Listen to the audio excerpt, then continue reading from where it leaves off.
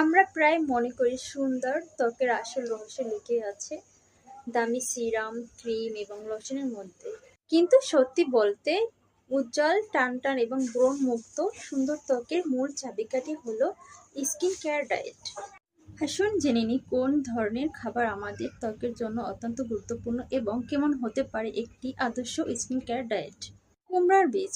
Zinc সমৃদ্ধ কুমড়ার বীজ আমাদের ত্বকের প্রদাহ কমায় এবং ব্রণ সৃষ্টিকারী ব্যাকটেরিয়ার বিরুদ্ধে কাজ করে। দই।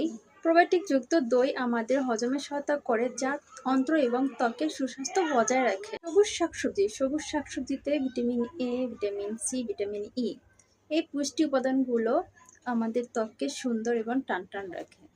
গাজর। গাজরে থাকে প্রচুর পরিমাণে vitamin A, beta carotene. Vitamin A ত্বকের কোষ পুনর্গঠন করে। এটি সূর্যের ক্ষতি থেকে ত্বককে রক্ষা করে, ফলে ত্বক থাকে উজ্জ্বল এবং স্বাস্থ্যকর। পেঁপেতে থাকে প্যাপাইন নামের একটি এনজাইম। পেঁপেতে থাকা ভিটামিন সি অ্যান্টিঅক্সিডেন্ট ত্বককে উজ্জ্বল টানটান রাখতে সাহায্য করে। আম। আম হলো ভিটামিন এ, ভিটামিন সি এর চমৎকার উৎস। এই ভিটামিনগুলো কোলাজেন তৈরি করতে সহায়তা করে, ফলে ত্বক থাকে উজ্জ্বল এবং টানটান। ডিমের সাদা অংশ। ডিমের সাদা অংশে থাকা প্রোলিন এবং গ্লাইসিন কোলাজেন গঠনে সাহায্য করে এবং ত্বক রাখে টানটান। Fish oil. ফিশ অয়েল ত্বকের প্রদাহ কমায় এবং ত্বকের কোলেজনকে রক্ষা করে এবং ত্বককে সতেজ এবং উজ্জ্বল রাখে।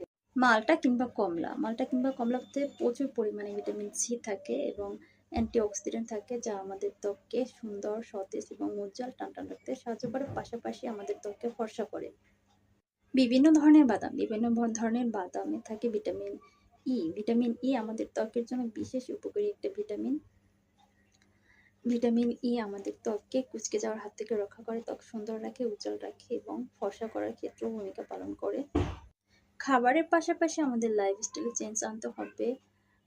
আর্লি ঘুমাতে হবে এবং কমপক্ষে 8 ঘন্টা ঘুমাতে হবে। আর দিনে 7 থেকে 8 গ্লাস পানি পান করতে হবে, এক্সারসাইজ করতে হবে। তাহলে আমাদের স্কিন ভিতর থেকে সুন্দর হবে, স্কিন টানটান থাকবে। সবার জন্য দোয়া রইলো, ভালোবাসা রইলো। সবাই ভালো থাকবেন আর নিজের যত্ন নেবেন। দেখা হবে পরে একটা ভিডিওতে।